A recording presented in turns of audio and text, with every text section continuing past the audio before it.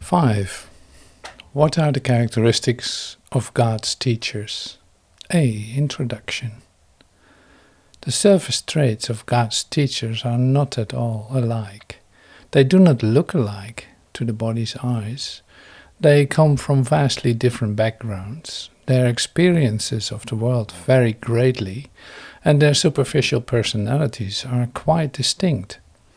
Nor at the beginning stages of their functioning as teachers of God have they yet acquired the deeper characteristics that will establish them as what they are.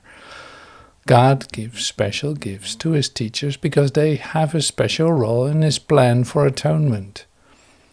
Their specialness is, of course, only temporary, set in time as a means of leading out of time.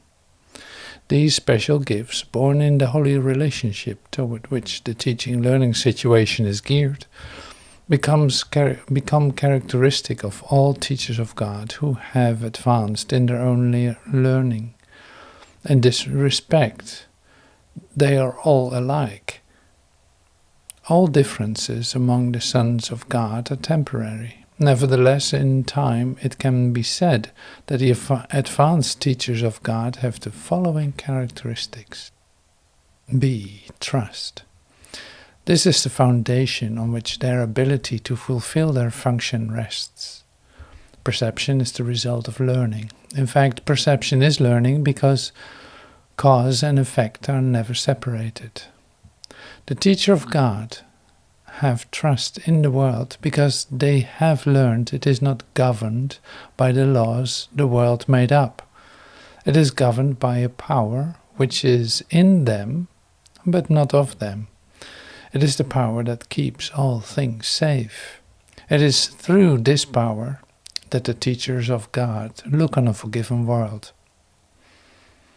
When this power has once been experienced, it is impossible to trust one's own petty strength again. Who would attempt to fly with the tiny wings of a sparrow when the mighty power of an eagle has been given him?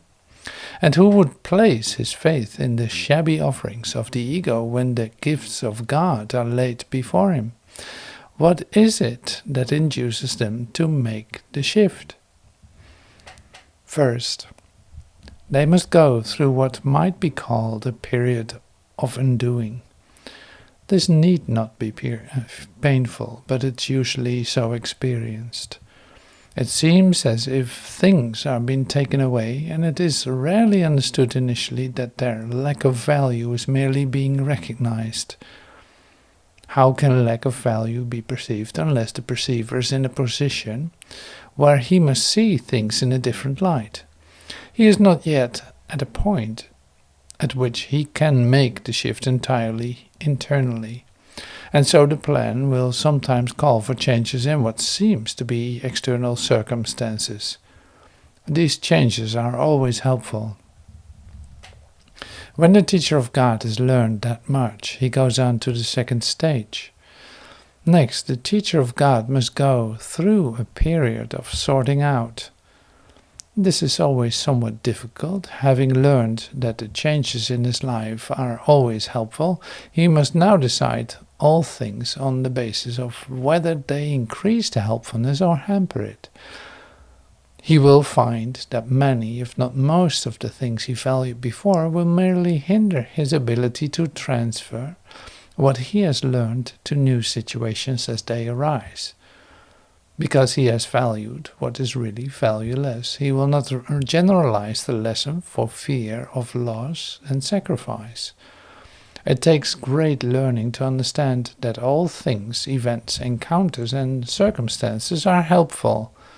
It is only to the extent to which they are helpful that any degree of reality should be accorded them in this world of illusion. The word value can apply to nothing else. The third stage through which the teacher of God must go can be called a period of relinquishment. If this is interpreted as giving up the desirable, it will engender enormous conflict. Few teachers of God escape this distress entirely. There is, however, no point in sorting out the valuable from the valueless unless the next obvious step is taken. The third step is rarely, if ever, begun until the second is complete. Therefore, the period of overlap is apt to be one in which the teacher of God feels called upon to sacrifice his own best interests on behalf of truth. He has not realized as yet how wholly impossible such a demand would be. He can learn this only as he actually gives up the valueless. Through this he learns that where he anticipated grief, he finds a happy lightheartedness instead. Where he thought something was asked of him, he finds a gift bestowed on him. Now comes a period of settling down. This is a quiet time in which the teacher of God rests a while in reasonable peace. Now he consolidates his learning. Now he begins to see the transfer value of what he has learned. Its potential is literally staggering. And the teacher of God is now at a point in his progress at which he sees in it his whole way out. Give up what you do not want and keep what you do. How simple is the obvious and how easy to do. The teacher of God needs this period of respite. He has not yet come as far as he thinks. Yet when he is ready to go on, he goes with mighty companions beside him. Now he rests a while and gathers them before going on. He will not go on from here alone. The next stage is indeed a period of unsettling. Now must the teacher of God understand that he did not really know what was valuable and what was valueless. All that he really learned so far was that he did not want the valueless and he did want the valuable. Yet his own sorting out was meaningless in teaching him the difference. The idea of sacrifice, so central to his own thought system, had made it impossible for him to judge. He thought he had learned willingness, but now he sees that he does not know what the willingness is for. And now he must attain a state that may remain impossible for a long, long time. He must learn to lay all judgment aside and ask only what he really wants in every circumstance.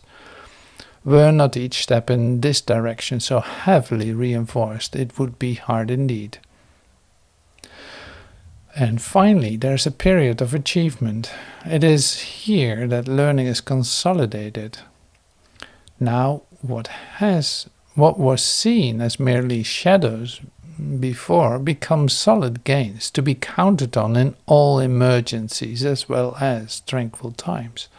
Indeed, the tranquility is their result, the outcome of honest learning, consistency of thought, and full transfer. This is the stage of real peace, for here is heaven's state fully reflected. From here the way to heaven is open and easy. In fact, it is here. Who would go anywhere if peace of mind is already complete? And who would seek to change tranquility for something more desirable?